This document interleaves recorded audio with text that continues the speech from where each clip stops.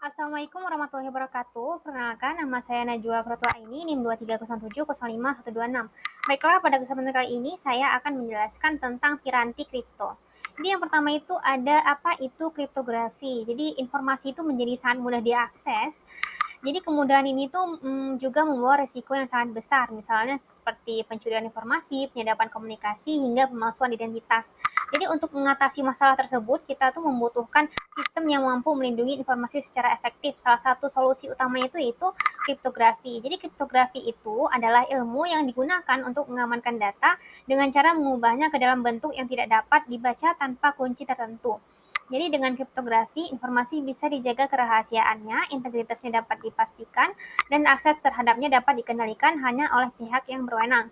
Namun, penerapan kriptografi itu membutuhkan bantuan alat atau sistem pendukung. Jadi disinilah peran penting dari piranti kripto. Jadi piranti kripto itu adalah perangkat keras atau perangkat lunak yang digunakan untuk menjalankan fungsi-fungsi kriptografi, misalnya seperti enkripsi, dekripsi, pembuatan tanda tangan digital, dan autentikasi. Jadi kriptografi itu adalah cabang ilmu yang mempelajari cara melindungi informasi melalui teknik penyandian. Jadi tujuan utamanya itu adalah mengubah data asli atau plain text menjadi bentuk terenkripsi, ciphertext sehingga tidak dapat dibaca oleh pihak yang tidak berwenang. Jadi hanya mereka yang memiliki kunci khusus yang dapat mengembalikan data tersebut ke bentuk aslinya melalui proses dekripsi.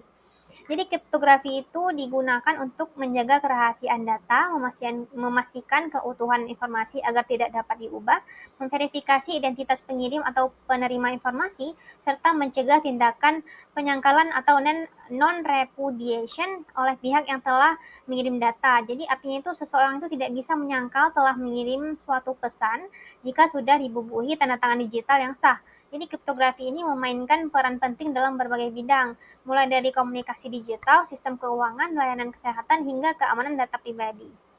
Jadi piranti kripto itu adalah alat atau perangkat, baik berupa perangkat keras ataupun hardware, maupun perangkat lunak software yang digunakan untuk menjalankan proses-proses kriptografi seperti enkripsi, dekripsi, tanda tangan digital, dan manajemen kunci. Jadi piranti ini tuh dirancang untuk membantu menjaga keamanan data dalam berbagai sistem dan aplikasi digital. Misalnya itu piranti kripto itu memfasilitasi penerapan algoritma kriptografi secara efisien dan aman.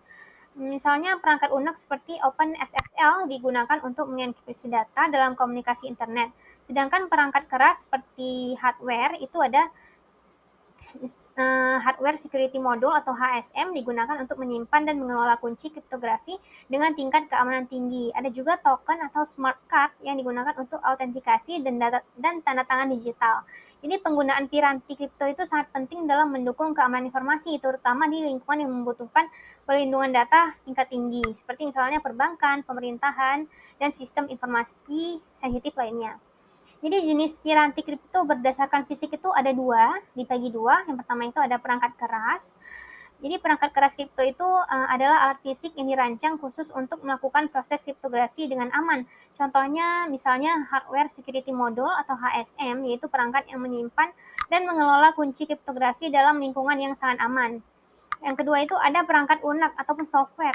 Perangkat lunak kripto adalah program atau aplikasi yang digunakan untuk melakukan proses enkripsi, dekripsi, dan manajemen kunci. Contohnya misalnya OpenSSL, GPG, BitLocker, dan TerraCrypt. Jadi software kripto ini biasanya lebih mudah diakses dan digunakan, namun keamanannya itu sangat bergantung pada konfigurasi sistem operasi dan perlindungan fisik perangkat yang digunakan. Jadi jenis piranti kripto berdasarkan fungsinya itu dibagi 4. Yang pertama itu ada enkripsi dan dekripsi, yaitu proses mengubah data asli menjadi bentuk terenkripsi agar tidak bisa dibaca oleh pihak yang tidak berwenang. Terus kedua itu ada manajemen kunci kriptografi, yaitu proses mengatur, menyimpan, dan mendistribusikan kunci secara aman. Tiga itu ada tanda tangan digital, yaitu dia itu berfungsi menjamin keaslian dan integritas suatu pesan atau dokumen. Terakhir itu ada autentikasi, yaitu proses untuk memverifikasi identitas pengguna atau sistem sebelum memberikan akses. Selanjutnya ada cara kerja piranti kripto. Jadi piranti kripto itu bekerja dengan menerapkan prinsip-prinsip dasar kriptografi, enkripsi, dekripsi, tanda tangan digital, dan verifikasi. Jadi pada proses enkripsi, data asli yang disebut plain text diubah menjadi bentuk yang tidak dapat dibaca, yaitu ciphertext. Jadi dengan menggunakan suatu kunci. Jadi ciphertext ini hanya bisa dikembalikan ke bentuk semula melalui proses dekripsi. Jadi proses ini tuh menjamin bahwa hanya pihak yang memiliki kunci yang sah yang dapat mengakses informasi tersebut. Kemudian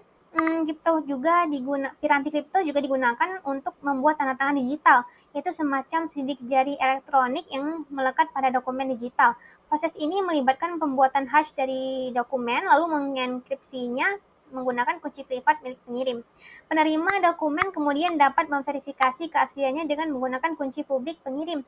Dengan cara ini, sistem memastikan bahwa dokumen tidak dimodifikasi dan benar-benar dikirim oleh pihak yang sama. Jadi beberapa piranti kripto juga berfungsi untuk autentikasi, yaitu memverifikasi identitas pengguna atau sistem. Misalnya saat seseorang menggunakan token USB atau OTP dari piranti seperti RSA Secure ID atau YubiKey, sistem akan mencocokkan data identitas dan kode yang diberikan untuk memastikan bahwa pengguna tersebut memang berwenang. Uh, Cukup sampai di sini. Terima kasih atas perhatiannya. Mohon maaf jika ada kesalahan. Assalamualaikum warahmatullahi wabarakatuh.